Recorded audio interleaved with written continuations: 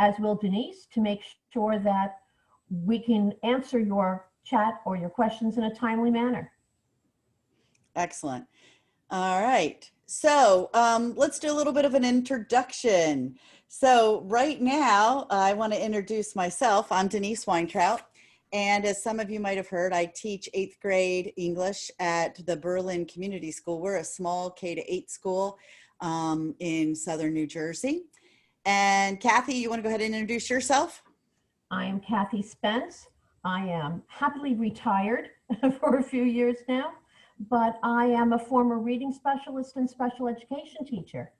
And in that role, I've had a lot of great experiences in helping kids learning to read. It's a real passion of mine. I think it's a passion for almost everybody here, or you wouldn't be here trying to figure out how to make the best of our situation right now. So I put our contact information up. Feel free to reach out to us. Both Kathy and I love talking with other teachers about helping you out and brainstorming ideas if you're stuck. So feel free to reach out to us. I want to point out a quote that I think should guide all of us at this point in time. Don't let what you cannot do interfere with what you can do. And today we're hoping to share with you some solutions that'll make your life easier with remote learning. And we invite you to stop us, unmute yourself, interrupt, ask questions along the way. This is an Ask the Expert session. So we want you to ask and speak up. So don't feel like you're interrupting a presentation. Just go ahead and do that.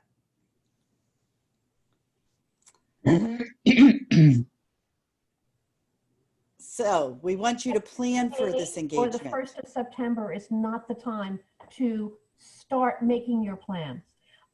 Elementary people, and even I'm sure middle and some high school people, are working from the time the calendar turns to August, and many times long before. We send hours in our classrooms to make sure that they're welcoming. Now the challenge is to find a way to make ourselves welcoming and this online class that we'll be developing welcoming. So it's really important to help our children buy into and be welcome and willing participants, for them to build some community and some connections with you and with each other.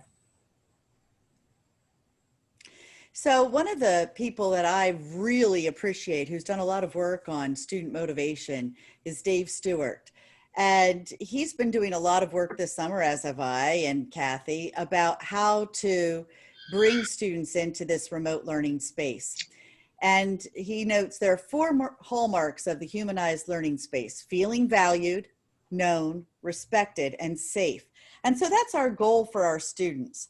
We need to let them know that they count and that they have voice and that they are safe within this remote environment, or even in person.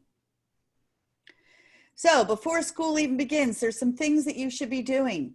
You should be introducing yourself, and teachers have traditionally always done this, you know, with postcards or letters home. But now might be the time to engage in a video about you. Just a short one, introducing yourself, because kids are not going to see you if you are in person with anything other than a mask. And that could be a little frightening for some kids. So make sure they get to see you without a mask on by sending a short little video out. Add your likes, dislikes, hobbies, pets, passions. Tell them what you're enjoying reading. Tell them what you did over the summer. You want to personalize yourself to the students.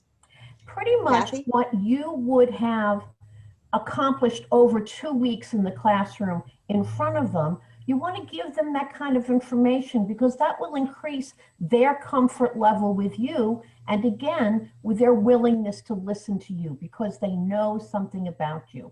They have found some kind of a connection with you, and that's so important for them to feel that even though they're where they are and you are where you are still theirs and they are still yours. So that connection is so important.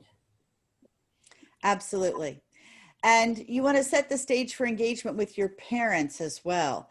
They need to know, and this has been one of the biggest stumbling blocks that I think most teachers face during our emergency learning. Everybody's like, oh my gosh, I got to get this together. How am I going to communicate with my parents? You want to make sure that your parents know what's going to happen, what your expectations are for their online involvement for their children and for the work that they're going to be doing. And this is so critical. You want to set up a predictable schedule for sharing information and assignments. And we highly suggest that you share this on a weekly basis, say the beginning of the week, so that parents can plan appropriately around what you're doing. If you're meeting every day with the students, that's great, but tell parents at the beginning of the week what you plan on doing and what the requirements for their child are, so that they can plan their work commitments around helping their child as well. Exactly. If they know a whole week's worth of work, then let's say they have to go to the office on Tuesday. They're not in a panic on Tuesday morning on what they have to look up to do that day. They know, they have the comfort that all right, now we can do this Monday night, we can do this Tuesday afternoon when I get home from my meeting. Things like that make it so much less stressful and assist assist parents into making it a collaborative effort to teach their children. Definitely. Now, it's also important that you have a reference spot where parents and students can look for information about what's going on. And so for a lot of pre-readers, we suggest maybe considering, I know it sounds cutesy and Pinterest, but a Bitmoji classroom website where kids can click on visual images that are hyperlinked to the sites that they need for the remote education. Maybe you're using I'm I'm sorry. sorry, go ahead, Kathy. I was just going to add the Well, Bitmoji classroom for the younger students provides a secure, this is the class, this is what my classroom looks like. That enables them to feel connected to the class. mhm. And for older kids, you might have a school learning management system in place, such as Google Classroom or Canvas. And if you're going to use those, that's fine, but make sure that you use it consistently. Perhaps you're going to depend on your own website. And if you haven't made one, now's the perfect time to create one on Google Sites. It's free and easy, and there's tons of video tutorials about how to get started with it. And it's a great way to share information. You also want to plan for how you're going to communicate with your parents. Maybe you're going to, especially for older students, use remind text, any student that has a cell phone. I know in 5th, 6th, 7th, and 8th, I found it most useful to use remind because I could reach both students and parents with last minute updates. And then they could text me back, and texting was their favorite mode of communication. And for younger students and families, Class Dojo tends to work a little bit better for that. You can use short videos or written emails, but whatever you're going to do, be consistent. One of the biggest complaints when we survey parents is that they don't know where to look for resources. They're overwhelmed with everything. They don't know what to do. They don't know where to get the information. So let them know what it's going to be and be consistent. So we just wanted to show you what a Bitmoji classroom might look like. This is one that my friend Kelly made. And she teaches 3rd grade. So this is not necessarily for a pre-K to 2 environment, but each of the books connects to books that she's got for reviews. The pillows actually have links to different videos and different tools that they use. And the chalkboard actually connects to her classroom website. So she's got a lot of links there, which you don't see here, it's just the image, but it gives you a sense of what we're talking about when we say a Bitmoji classroom. Bitmoji is, for those of you who don't use Snapchat, is a way to create an avatar of yourself and personalize it and do different things. And I'll show you one of those a little later. When you're setting up a classroom website, and this is just the header for my website from last year, and I haven't updated it yet. So if you go and click on the link, please know it's not updated for this year. I have a homepage, a landing page for everybody. I have an about where I talk about me and what I'm reading so kids can get to know me. I put up daily agendas there. I have our policies and procedures, and I have a whole bunch of helpful links to the tools they're going to use, as well as fun things for them to explore. So in your first days, the most important thing you can do is know your students and let them know you. It's all about that social, emotional, and academic development. You want to cultivate your human presence. If we say nothing else in this whole webinar, that's the most important thing you can do to connect with your kids and get them engaged in remote learning. You want to show your face. You want to humanize this learning environment. You want to identify high opportunity students, those students who may otherwise fall through the cracks. These are students where you can have a big impact with them by reaching out to them separately and individually to make life easier for them with remote learning. Mm-hmm. And you want to be a warm demander. You don't want to just say, oh, you're late with this, but you want to say, hey, I noticed that you're struggling with this and you haven't turned this assignment in. Is there some way I can help you with this? What's going on? Is there anything going on at home? Personalize everything. Kathy, you want to talk to that some more? My experience, my first teaching job was high school, but most of my teaching experience in the public school systems was in primary and elementary buildings. And I know how much the one-to-one few words that you have for younger students, grades 5 and under, but especially your primary students, there is such a great need for them to be connected with individually. Even if it's only a little 5-minute read to me, I'll read to you, let's see what we share together. There's got to be that individual connection. And once you've made that connection, then you've got something to build upon and you know what you need to do in order to reach that child, the same way you do when you walk into them in the classroom. It's just a little more challenge, but it's worth the time to put in that individual work with a child. The routine. Definitely. That they need routine, and the routine is going to make them feel more responsible for the class. Go ahead, Denise. No, go ahead. You can take that on. Okay. As you practice your first day of school, you do your walk for the fire drill. You do how we line up for lunch. You do all of that. There are online routines that you can do to make the class more accessible, to make them feel more of the part of the class. The routines are vital. Each morning, we're going to start with this, okay, and do it.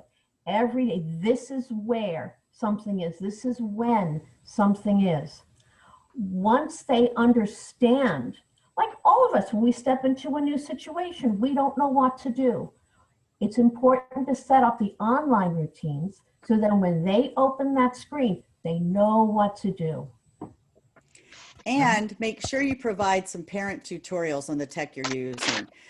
Even if it's just links to videos about how to use Google Meet, if that's what you're doing, or Zoom, provide those to the parents. And make sure you set your expectations. Mm-hmm. You want to offer some flexibility to your students with showing their face or home background. Do not fall prey to those schools that tell you, oh, kids can't be in their bedrooms.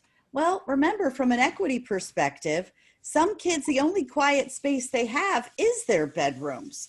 Maybe you want them showing posture that shows they're in an active learning pose, not half asleep under the covers, but don't negate their bedrooms. And some kids don't want to show their backgrounds because they're embarrassed by their family situation.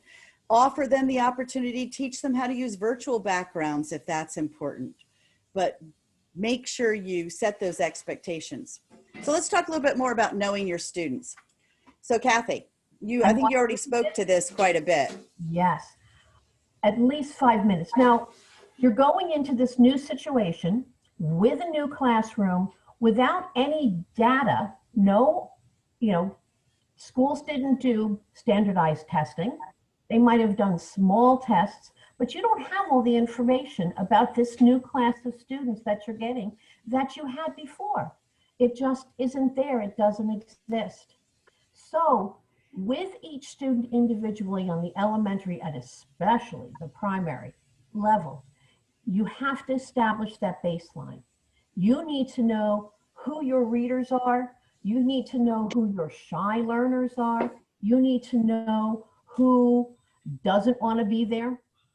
You know, just from personal experience, my grandson is dying to go back to school, and yet the family isn't in a situation where they can allow him to go because both the parents are working, and they wouldn't have the babysitter if he went to school, because then he would have to be quarantined from me. That's a hard situation. His teacher, then I'm relying on him or her to go ahead and make a connection with him to make him want to be there. You need to know where they're starting. And we usually have that data. We allow for the summer slide a little bit, but you need that time with the students.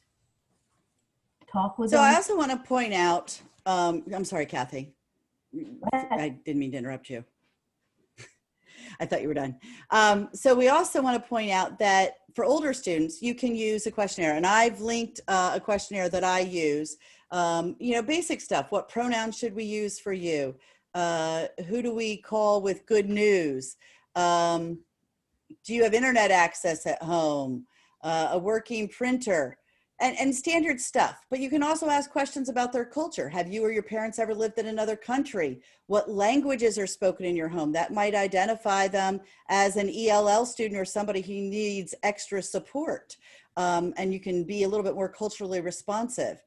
Talk to them about what it means to be a reader. How do they view themselves? Would they rather have a tooth pulled, or is it one of their favorite things to do? How often they're reading, greatest strengths, what areas might need work. I have a very extensive questionnaire that I've given for you guys. And I even ask, you know, what their favorite genres are, because in this day and age, you're not going to be able to let kids browse your books. You're going to have to be the book whisperer who finds the ideal book for your children. And so if you have a sense of what they enjoy, that can help you select better books for them as you're going along.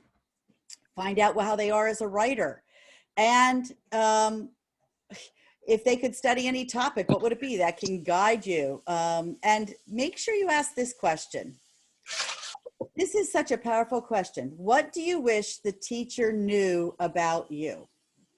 And that is, if you don't do anything else, at least ask that somewhere, because you'd be surprised when kids can respond to that privately, how much they'll share, stuff that you could never even think of the question for. But what do you wish the teacher knew about you? I've had such dramatic answers to that that have really informed my instruction. So let me see if I can get back to this. And some of the questions on that form, since you have it, is also appropriate for maybe second grade up through the elementary years. Modify it for yourself, because it does ask them good questions. What do you feel about reading? What would you like the teacher to know? Not getting intrusive, but what languages and what holidays? I loved those questions.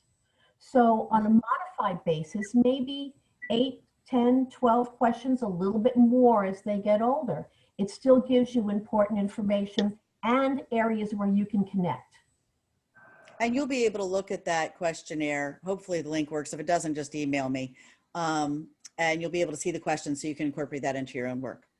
Another great way to combine both a diagnostic and the process of getting to know your kids is to do a creative writing prompt. Have kids write to you. Maybe they have a letter introducing themselves. Maybe they write about the biggest challenge they've overcome.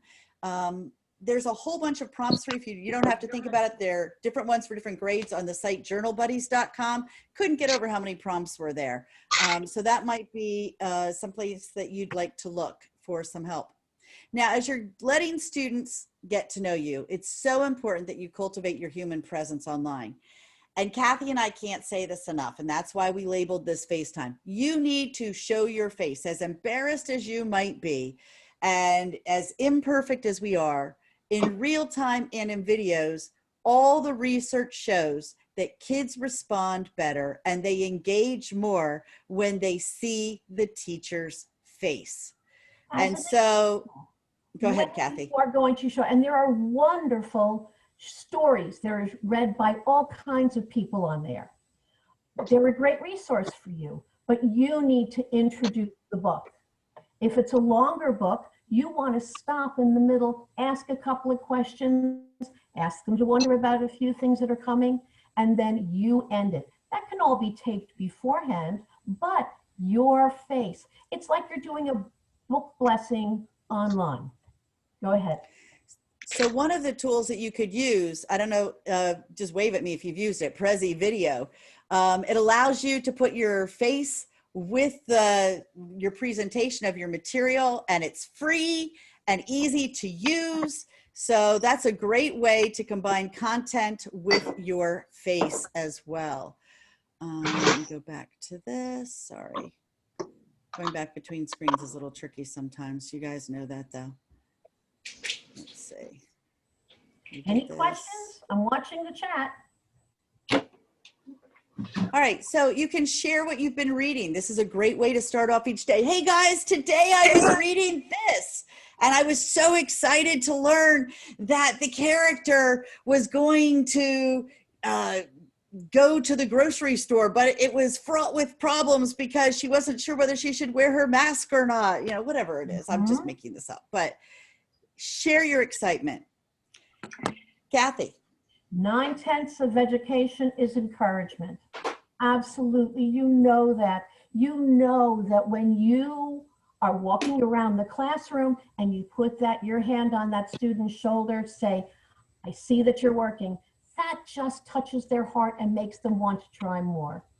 Same thing online. Recognizing those small things that they are doing well means the world. It absolutely means the world. And if they feel that you are on their side, especially when they're struggling or especially when things are hard, you're going to be able to accomplish so much more. Now, many of us are still struggling with trying to figure out how to plan our expectations or what routines or classroom procedures are we going to use in this online environment. So I want to point out 4 routines that you should think about to get ready for the fall. You're going to need routines for kids to show them how to find their assignments. Where will they look for those? How will they open them up? Make sure you are delivering that consistently in the same place or in the same manner. I can't overemphasize consistency. Show them how they're going to find books and texts to read, and show them, this is so important, how to get help. One of the biggest complaints when parents are surveyed is that the kids don't know how to get help when they're struggling, and the parents don't know how to get help. So make sure you make that very clear and you practice and monitor those routines. And of course, how to submit their work. And this is a thing that a lot of people don't plan on. When parents are after hours, and I do not think you should be available all hours of the day to answer parent questions. Do not fall into that trap. But make sure you have a backup plan for them for those office hours and tech support. You can even use Flipgrid for kids to screencast the issues they're having, submit it to Flipgrid, or the parents can, and then you can help troubleshoot the technology issues that they're having when you return the next day. So make sure you have that backup plan. You want to set the expectations for your students. When should they log in and how? Should they enter muted? How should they participate in chats? Should they raise their hand with just their physical hand? Should they use the Zoom controls to ask participants to raise their hand? Should they, I'm sorry, Kathy, go ahead. I'm sorry, and be aware that you're going to get a little bit of pushback. But last year, my teacher did this. Last year, my person said that I could only do this. I only had to do that. And so that goes back to those real clear, continually reinforced routines that you're setting up. Go ahead. I just think that needed saying right there. Absolutely. I'm hearing a little bit of noise in the background, so I don't know if somebody doesn't have their mic muted. If you can make sure that you're muted, that would be a help. Make sure you don't force kids to show their face or their background. I know we want to see their faces, but maybe you have special circumstances where you say, okay, generally we'd like to see your face, but we understand that you might be having a bad day. 7th and 8th graders have really bad days sometimes, and their acne is in full blown, and they're so embarrassed by it. You need to recognize that these are still kids with feelings, and you need to offer them some grace. They're showing up for your class. They're participating in your class. If they don't show their face, you might require that they participate more in the chat. Make it clear, but offer that flexibility to them. And set those clear expectations. Make sure you set office hours for when you will communicate with people and when you won't. One of the biggest indicators from survey data from parents, and this is going nationwide, not just in New Jersey, parents and kids, when they are online, expect faster feedback from you. They expect a faster response with an email response from you than they would if you were in person. And especially for those of you doing hybrid learning where you're only partially remote and partially in person, this is even more critical for you to set those clear boundaries about how often you'll respond and when. And then of course, try and make sure you stick to that and respond as quickly as possible. I suggest that you look at these, anything that's underlined in our presentation is a hyperlink, and it connects to some great resources for you. We have a lot in here for you, so you're going to want these slides. The distance learning pledge or the digital learning agreements are contracts that you can have the kids complete. These are paper versions, like you can submit them paper, but it's a PDF, and you can just send it home and then just have kids email you that they agree with it. You know, just type their name to say they agree with it. Really valuable for setting the expectations for both students and parents. One of the things that I'm doing this year, I've learned from last year, is I have a behavioral matrix, and this is extensive, but you got to remember I'm dealing with 8th graders, so they can handle quite a bit more. And these are the expected behaviors that I expect them to show online, and it's aligned to our core values of our school of pride, patience, respect, integrity, determination, and excellence. Our school mascot is a lion. That's why we go with Lion's Pride. So one of the expectation is that you'll use the appropriate rules for online etiquette, that you will give credit when you are using somebody else's work. You will let others finish before talking. You're going to have meaningful school appropriate conversations, not off topic things that are inappropriate. All right, throughout the school year, use a lot of face-to-face or synchronous learning for, at those times for active learning. Save when you are together for those things that count the most. You can use a jigsaw with a breakout room. So we're going to practice that with you right now so you can experience it from the perspective of a student. So I'm going to set you up with some breakout rooms. I think I'm going to put you, hopefully this is loading. Why isn't it loading? Let's see, breakout rooms, come on. And well, of course I'm having tech issues. Okay. We have a question just for discussion. And it is, what small action or activity worked best for you in your class when you would first get to know your students, and how can it be adapted online? What did you love doing, and how can you make that work in this new situation? I think I'm going to stop sharing for a second. Okay. So I can create these breakout rooms. Here we go. That's why I was having an issue. I'm going to add another room. I'm going to add a room. All right, recreate. Sorry, it's taking me a minute. Okay, I'm going to send you off with that question. We're going to give you only 2 minutes, so speak quickly. Okay.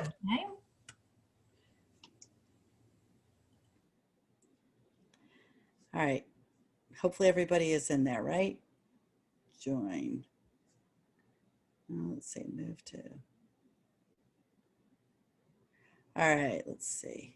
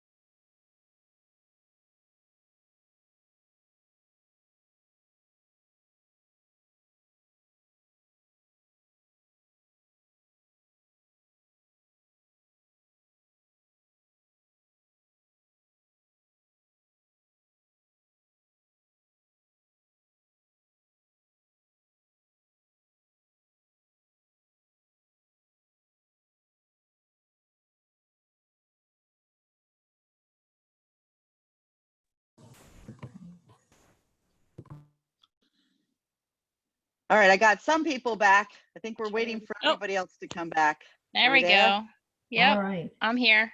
Julie, having that classroom at your house is amazing. It gives you a focused, routine, always there place where they feel comfort. They know that room.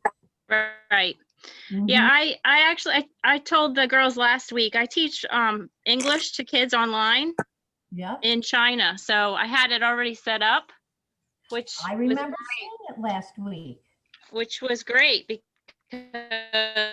I was unprepared. All right, so we're gonna get back All to right, I'm this a going to little turn bit. off my video. Okay, Okay. but if everybody can just mute themselves again. But hopefully that gave you a sense of how a breakout room can look. So you can use that for jigsawing. You can assign kids a topic and let them work it out or study a text and talk about it, and then come back and they can do a share out with the main group, or you can then reassign them to different breakout rooms. And what's nice about Zoom is you can specifically assign kids to specific rooms. If Bobby can't be with Susie, you can make sure that Bobby's never in a group with Susie. So you have a lot of control over that with Zoom, which is really nice. It's also really nice because you can keep mixing the kids up too. So, once they might be with these three, and then another time they might be with a different three and a different three. So they don't feel like they're always with the same group and they get different perspectives. Right. I've given you a link for a whole bunch of different discussion pedagogies. It's actually from Project Zero, which is part of the Harvard Graduate School of Education. And if you scroll all the way down on that page, make sure you scroll all the way down, you're going to see a whole bunch of classroom pedagogy for discussions that you can incorporate in your online discussions, which is great. Make sure you're doing check-ins for content and welfare frequently. You can give a poll for that. Clarify your assignments and correct misperceptions. Save these kinds of activities for when you are doing synchronous learning. You're going to have the videos with your instructions, the step-by-step. That can be asynchronous. It can be when kids do that on their own as they're older. But you want to make sure that your together time is used most productively. Share your read alouds. Do those visible thinking routines. Again, I have a link there to a whole bunch of pedagogical techniques. Scroll down with those.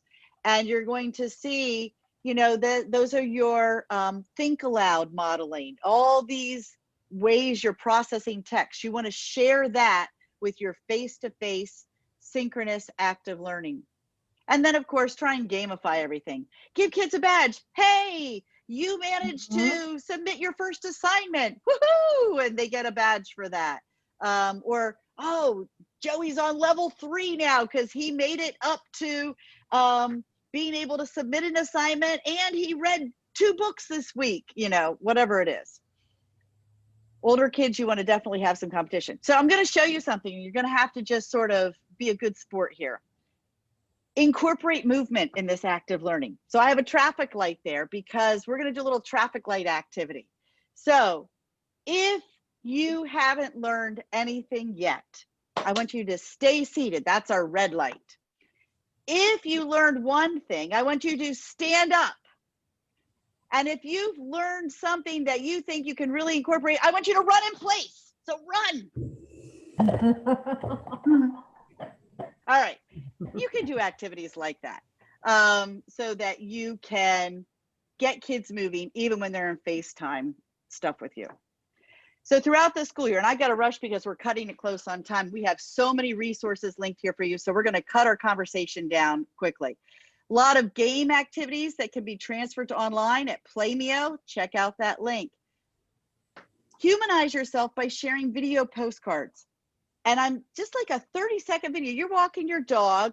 Maybe Michelle's walking Luna and Luna does something cute. She's going to take a video of it and post it for her kids. Or you see a neat leaf in the street. Take out your phone, take a quick little video of it. It doesn't have to be perfect. The wind can be rushing around. Your hair could be a mess. It doesn't matter. Kids want to see you and part of your life. Maybe you want to do some lunch bunches as a special incentive or reward where they get to eat lunch with the teacher online And older kids especially just want to be able to chat with their friends about non-school stuff. So Mhm. offering a non-academic lunch conversation for some kids is a fun way to build community and keep them excited and getting online. And Share some your reading as children, well. Sorry, they go ahead, will Kathy. love being able to spend that time with you and with a few friends. It's such a powerful tool there. Go ahead. All right, I'm going to actually show you a poll really quickly. And you're going to take this poll, I'm launching this, and we'll see what you guys come up with. If you can just, what technology tools have you used? So you can poll your kids as a pre-assessment and post-assessment. You know, what do you know about factories, if you're reading a book about factories? What do you know about deep sea fishing, if you're going to read some books about sharks? Mm-hmm. So as I'm doing this poll, I'm seeing that 5 out of the 16 people have voted. Some people are still reading it. We're going to give you about a minute to work on this. And then I'm going to share the results. You can, with Zoom, poll people and show the results anonymously, but you can keep track of that and use it as attendance monitoring too, and welfare checks. You can say, you can just have emoji answers if you want, where, how are you feeling today? Good, happy, whatever it is. And that way you have a sense of if kids are struggling or they need help, or how are you understanding this material? All right, I'm gonna end this early, even though not everybody's voted. About 75% of you have voted, and I want to share the results so you can see that many of you have used Flipgrid, which is great, some Padlet, some Prezi Video, good. A lot of people have used Quizlet. I love Quizlet Live. And Kahoot, of course, is probably our top tool. Okay, let me close that up. And so that's a polling. So use polls. There's a lot of videos on the Zoom support area where you can learn how to do this stuff without us having to go through it specifically. But give students that time to connect with each other in your breakout rooms as well. And offer debates and have kids use those nonverbal reactions of clapping or thumbs up or thumbs down that they can do with their webcam tools on Zoom. Peg, I see you talking. Are you talking to us? You're okay? All right, okay, making sure. All right, so we're gonna— Sorry, my husband just came in. I'm sorry. I figured it was as much. I just wanted to make sure there wasn't an issue. Make sure you're using the right tools. And I want to point this out. We don't use technology to do stuff. We use technology to imagine new possibilities, to drive change, to take action and make a difference. Make sure you're approaching tech as just a tool to do those things. It's not the outcome that we want. So that said, I have been so appalled by seeing some of the video or even just online content that people have done when just Zoom meetings. So I want to give you some quick video tips. Kids won't watch anything more than 3 minutes. Their lives are short and quick. Do not make a video more than 3 minutes. If you have to, just cut it down into 3 short videos, video 1, video 2, video 3, but make them short.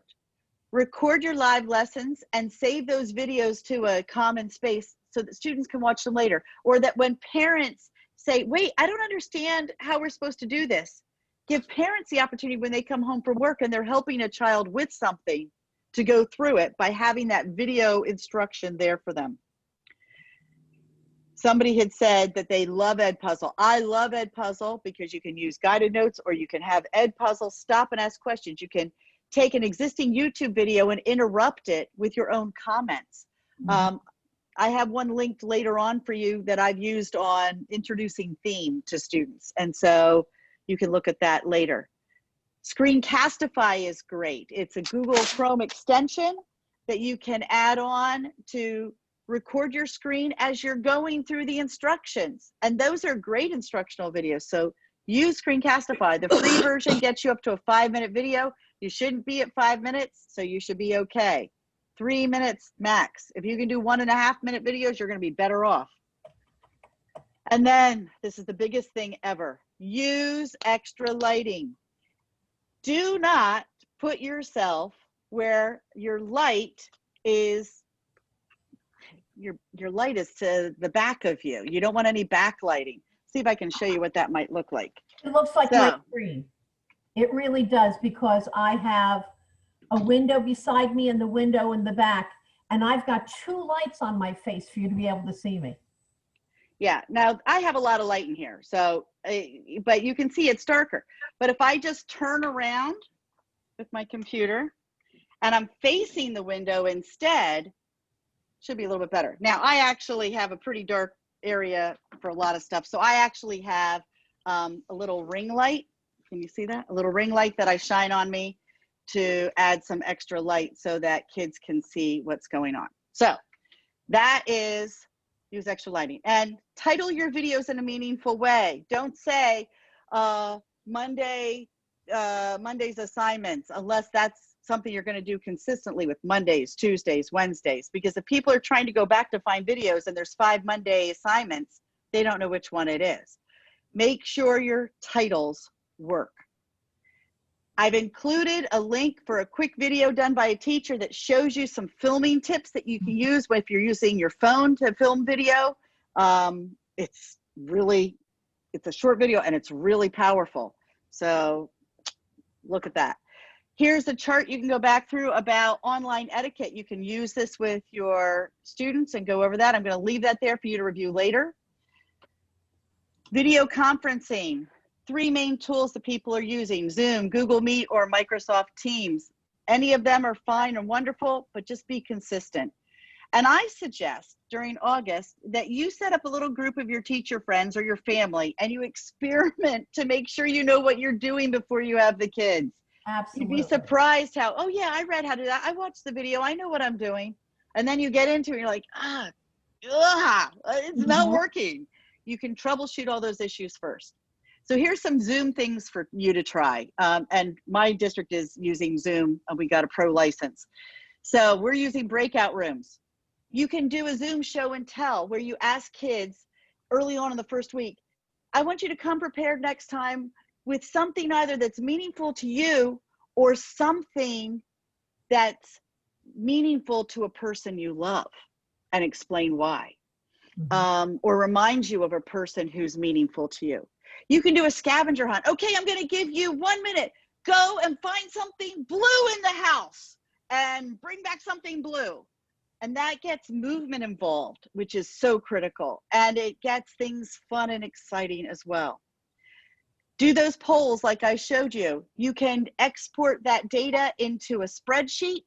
You can use it for attendance checks if your district's requiring that. Polls are just a great way to do pre and post assessment. One little caveat: if you use one poll in the beginning and you want to give it again at the end, make a copy of it. If you give the same poll twice, it'll clear the data, so you won't have access to that. And if you have a pro license, you can customize your waiting room with do now prompts as well.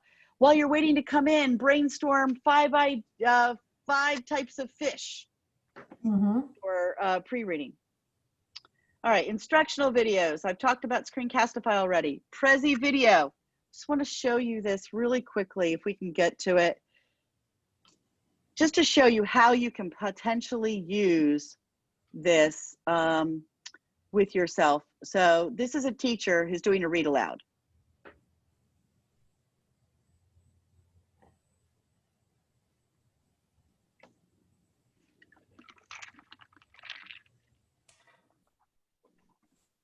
Should it have sound, Denise?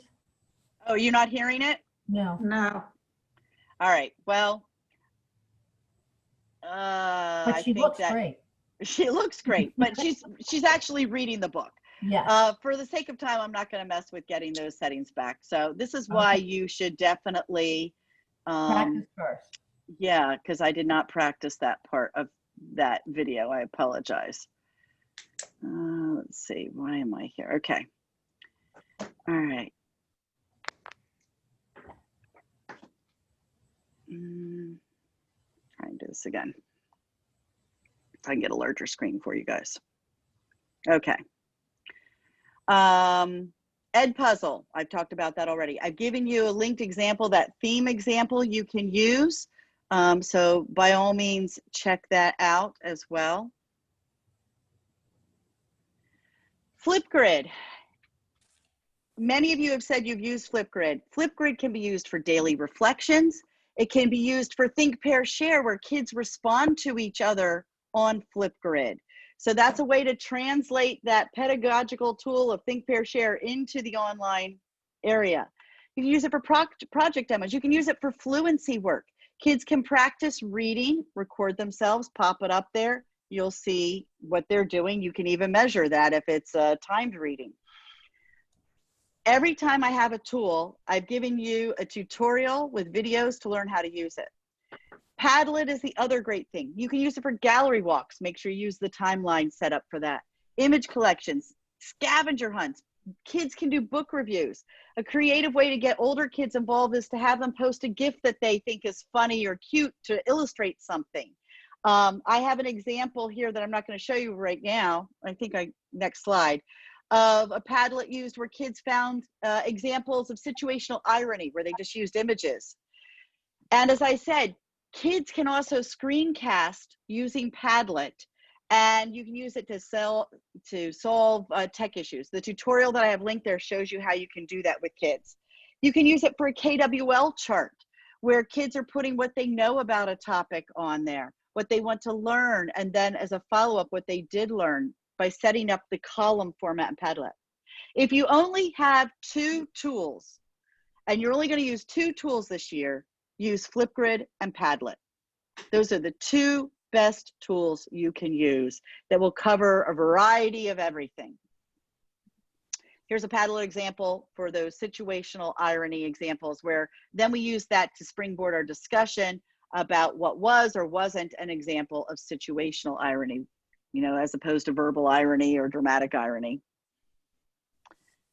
All right, Wakelet is like an advanced Padlet.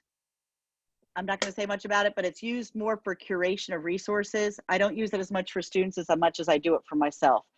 Jamboard is a great tool.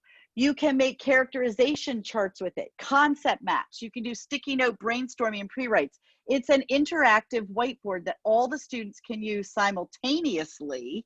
You can use it for student introductions at the beginning of the year. Watch that tutorial for Jamboard. That's what I highly recommend. And Jamboard also works on an iPad. A lot of things don't work on an iPad. Jamboard works on an iPad. Kahoot, great for distance learning and student engagement, all those games, it's fun. Quizlet, Quizlet Live, many of you have already used that, so I'm not going to go over that. Nearpod, if you haven't used Nearpod, think about this. It's totally interactive presentations, which are great. And then Pear Deck is also built interactive presentations, and it's a Google Slides add-on. And they have preset templates where kids can respond with emojis for how they're feeling. The only thing about this, as opposed to polling you can use no matter what you're presenting that day or not presenting at all. Pear Deck works within a Google Slides. Nearpod is a interactive presentation. So there's some tutorial videos for you with that. Loom, not as big into that, but it's still, a lot of people like it. Kids can send you quick videos. It's another way you could use video messaging because they're short videos.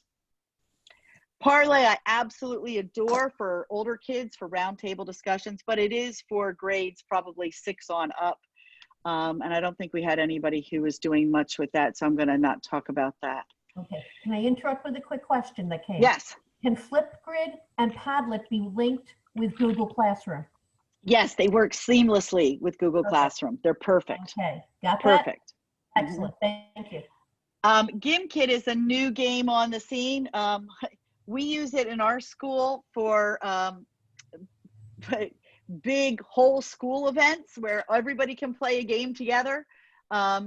Kids sort of use it, you sort of bet money on, your answers. Well, I think it's like, I can name that tune in one note for those of you who are older.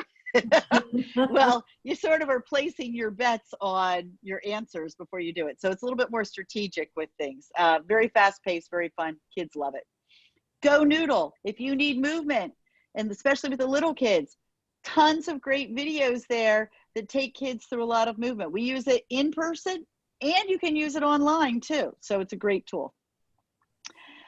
When you're delivering your content, think about using a hyperdoc. A hyperdoc is just a fancy word that means there's a whole bunch of links in a single document.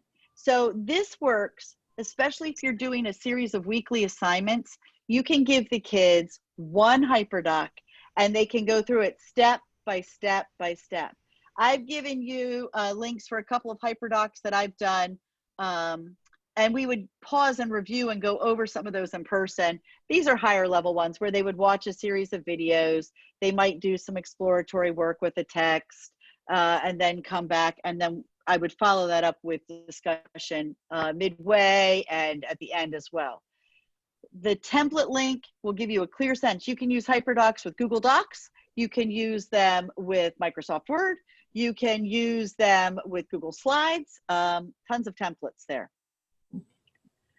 I love this quote. This is one of my favorite, because in a completely rational society, the best of us would be teachers, and that's you, and the rest of us would have to settle for something else. We have such an impact. We really do. As right now kids are enjoying their free time, they're thinking about you. They're thinking about how they're going to come back to you.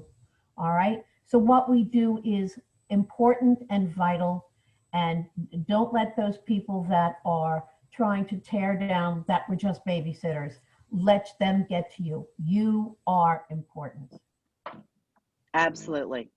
Now I want to point out, we have 2 pages of resources for you, and there's a couple that I highly recommend. This one down here that says video tutorials for online tools, check that one out. That one is a collection of all sorts of tutorials for how to learn anything and everything that you might possibly want to use. One of my friends created that, so I wanted to share that with you. We have tons of resources everywhere for you to check out. Just have fun exploring these 2 pages. Also, I want to point out, for those of you who have older students, grades 4 and up, I know there were a couple 4th grade teachers, Google's Applied Digital Skills.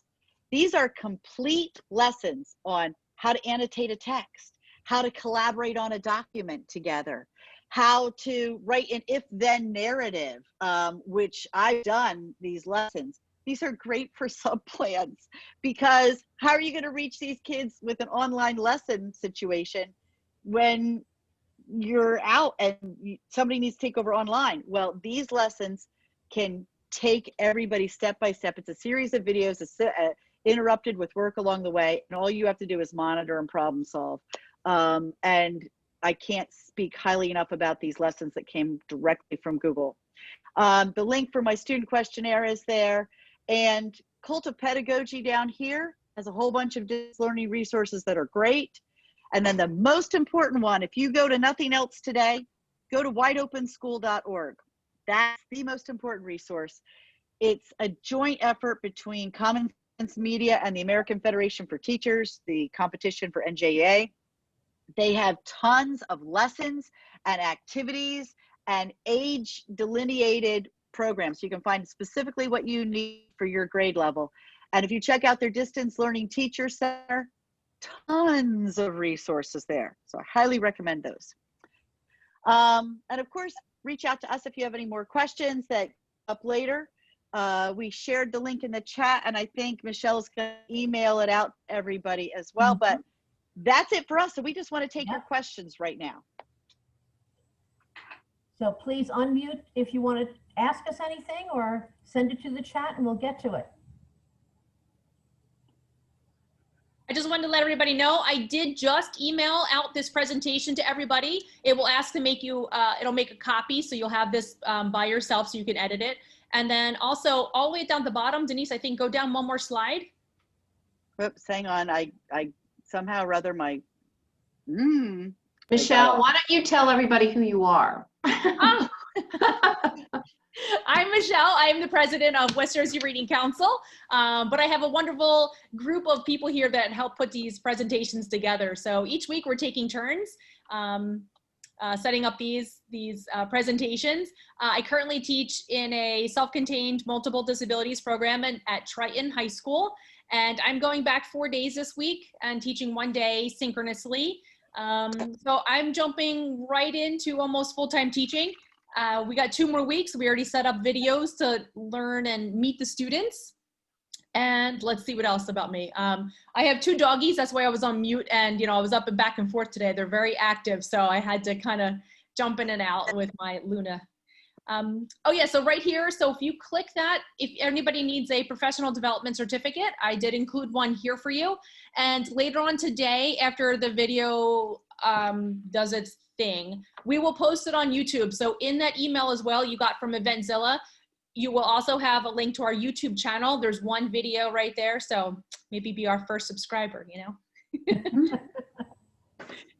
Okay, I'm gonna mute myself. If there's any other questions, I can pop back on. Feel free to ask. I'm sorry we went so long. We had a lot of resources we wanted to share. Hopefully you got something out of this. Absolutely. We were so glad you came to join us, and that we can be here in support for this huge task that you've been assigned.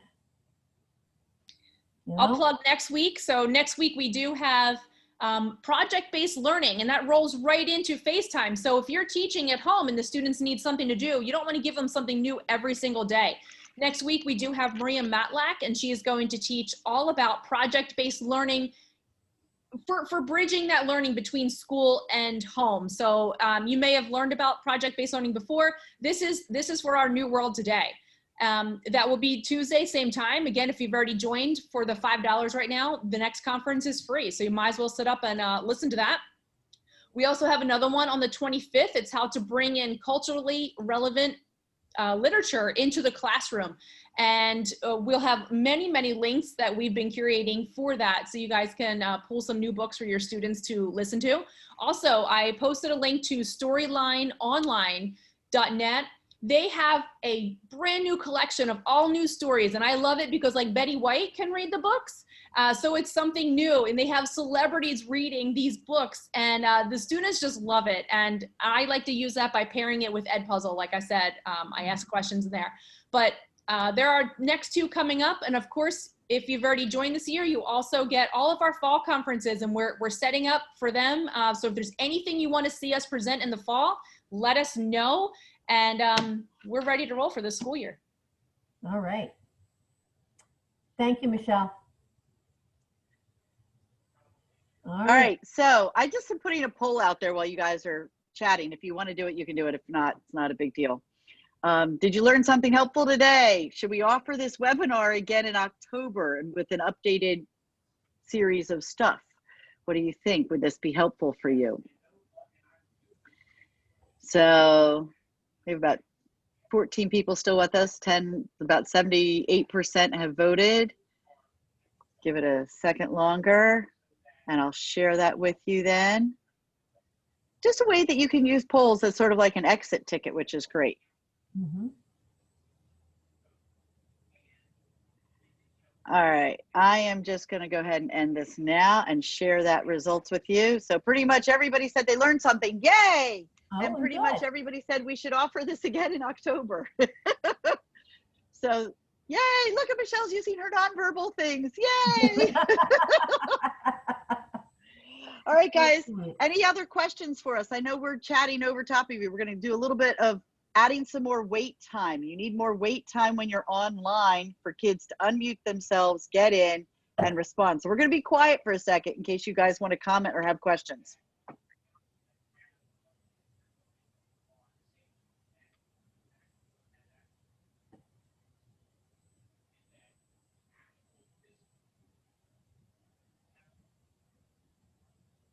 Well, I'm just going to jump in and say, I really valued a lot what you were saying about the 3-minute video and being overwhelmed. I work with support as well, and it was too much. It was just too much. These kids just really started to zone out and just kind of lose the momentum. And what we might think is just a little snippet of information, when they're sitting in front of that computer all day long, they just couldn't do it anymore. And I also think it is imperative, should we go remotely, which everyone seems to think we will, that these parents are focused on how to contact us and the platforms. Because I don't care, I teach 8th graders, and I am telling you, because they are students that, but this was especially difficult for them, the parents are sitting right next to them and we're equally frustrated.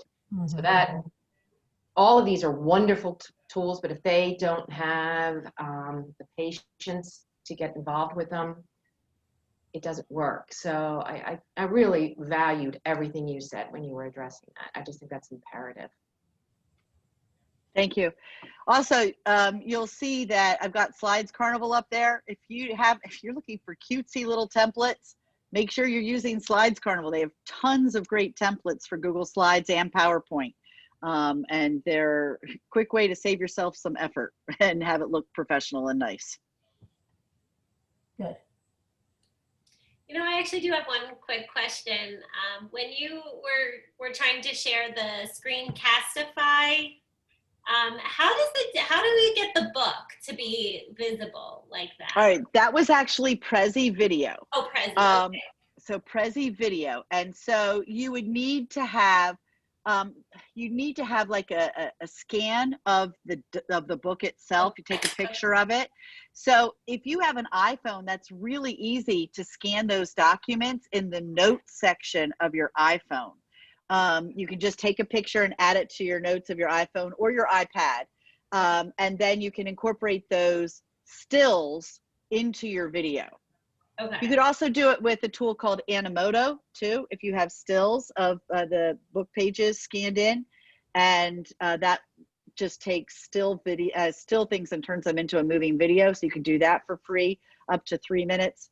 But the Prezi Video allows you to have your face in a video combined with the images in your content. Right. I was doing that. I just was like limited to either I was holding a book for read alouds and recording myself, or Epic. Epic has a lot of good resources. They have a lot of good books. So I did do a lot of videos, but I was wondering, my son's teacher had done that, and I was wondering, so it's scanning the book. Also, if the book is online, which is what I did for Screencastify, if the book was available through, maybe it's the publisher that you're using for reading or whatever, if the book's available online, I did that, and I was able to do the vocabulary ahead of time and have the book visual for them, and I could talk about it and point out vocabulary words even in questions on Screencastify.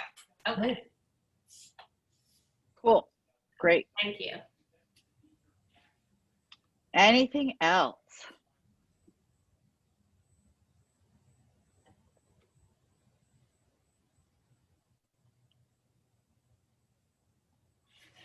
Okay, well, you have our email addresses, so feel free to send a question, and see you next week, or see you in 2 weeks, or see you in October. Thank you very much. All right, I'm going to just quickly post that slide thing in the chat to every, whoops, I think I just posted it to one person, sorry. Let me post it to everybody. In case you didn't get it at the beginning of the chat, and that will also go out in an email to everybody, so you'll have the slides. Check out those resources. It's a lot. I put a lot of time into putting all those links to these tutorial videos in there for you. So please take advantage of those. Check them out. Check out some of the examples, especially the ones for Prezi Video. There's some really cool examples there that you can try on your own. All right. Thank you, guys. Have a great day. Thank you. Bye-bye. Thanks so Thank much. you. That was great. Bye. Bye-bye. Thank you. Good. How to stop recording. Julie, hope you get your internet soon.